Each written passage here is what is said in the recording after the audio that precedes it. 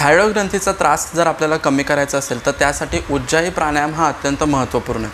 मग हा उज्जाई प्राणायाम करण्यासाठी आपल्याला नॉर्मल सिटिंग पोझिशनमध्ये बसायचं आहे आणि बसल्यानंतर आपल्याला आपला स्पाईन जो आहे, मणका जो आहे, तो सरळ रेषेमध्ये ठेवायचा आहे. मणका सरळ रेषेमध्ये करून इन्हेलेशन आणि एक्झलेशन कशा पद्धतीने करायचं हे आता आपण समजून घेऊया.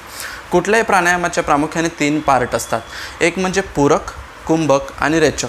यामध्ये जो पूरक भाग असतो की यामध्ये श्वास जो आपण आत घेत असतो तो घेत असताना अशा पद्धतीने घ्यायचा आहे की जेणेकरून आपल्या थायरॉइड ग्लँडवरती त्याचं एक्झॅक्ट प्रेशर क्रिएट होतं आणि ब्रेनमधून TSH म्हणजेच थायरॉइड स्टिम्युलेटिंग हॉर्मोन हे सिक्रेट व्हायला मदत होत असतं. परिणामतः त्याचा उपयोग हा T3 आणि T4 हॉर्मोन बनवण्यासाठी झाला पाहिजे. मग हे करण्यासाठी नक्की प्रोसेस काय असते तर आपल्याला सरळ रेषेमध्ये स्पाईन स्ट्रेट करून बसायचं आहे. बसल्यानंतर आपल्या श्वासावरती आपल्याला पूर्ण नियंत्रण ठेवायचं आहे. पूर्ण नियंत्रण आल्यानंतर हलक्या पद्धतीने एकदा श्वास आत घ्यायचा आहे आणि सोडायचा आहे. आता उज्जाई प्राणायामाची आपण सुरुवात करूया.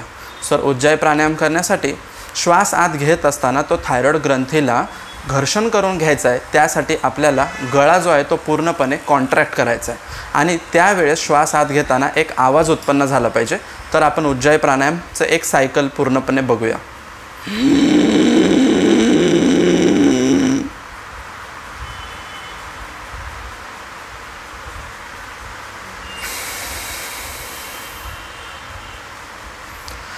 तर अशा पद्धतीने उज्जाई प्राणायाम करत असताना एक घस्स असा आवाज करत आपल्याला श्वास आत घ्यायचा आहे.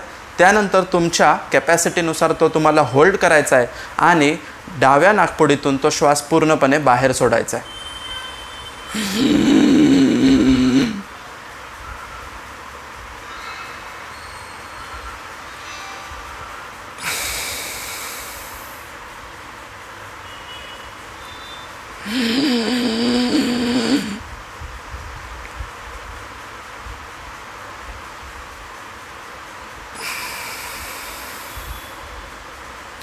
अशा पद्धतीने पूरक करत असताना आवाज केंद्रित करणे, त्याचबरोबर कुंभक करत असताना श्वासाला रोखून धरणे आणि रेचक करत असताना केवळ डाव्या नाकपुडीतून श्वास बाहेर सोडणे हा उज्जाई प्राणायाम थायरॉइड ग्रंथीवरती खूप फायदेशीर असतो.